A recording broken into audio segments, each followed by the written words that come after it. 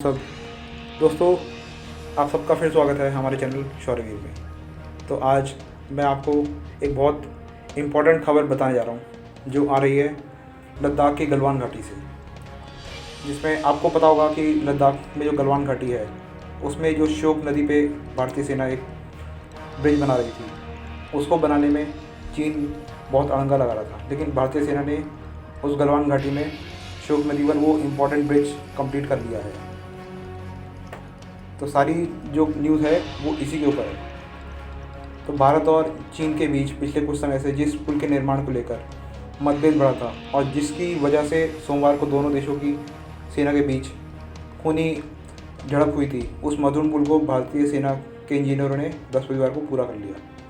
सामरिक दृष्टि से भारत और भारतीय सेना के बीच महत्वपूर्ण इस 4 खंभे और 60 मीटर वाले पुल के बनने से अब भारत कई मायनों में LAC में चीन के खिलाफ मजबूत और बेहतर स्थिति में पहुंच गया है।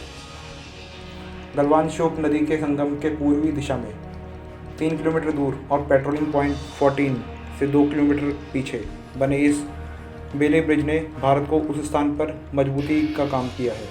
भारतीय सेना के फॉर्मेशन इंजीनियर द्वारा बनाए गए इस पुल के निर्माण कार्य को रोकने के लिए चीनी सेना लगातार प्रयास कर रही थी और पिछले कुछ दिनों में इस इलाके में बड़े तनाव का मुख्य कारण भी यही पुल था।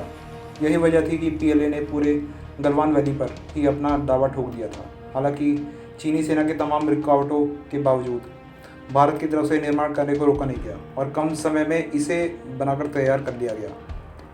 दोस्तों, ये पुल भारत के लिए बहुत महत्वपूर्ण है। इस पुल के बनने के बाद भारतीय सेना इन्फेंट्री को ठंडी पहाड़ी नदी को पार करने में आसानी होगी। वहीं से इस संवेदनशील क्षेत्र में भारत की पकड़ को और भी मजबूत करेगा।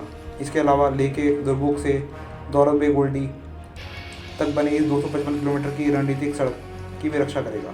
इस पुल की अहमियत को इसी से समझा जा सकता है कि PLA से करीब 7 से 8 किलोमीटर की दूरी पर जिस भारतीय सेना की बेस कैंप से सीमा तक पहुंचने में आसानी होगी और साथ ही इस इलाके में भारत की तरफ से तेज़ी से निर्माण कार्य किए जा सकेंगे।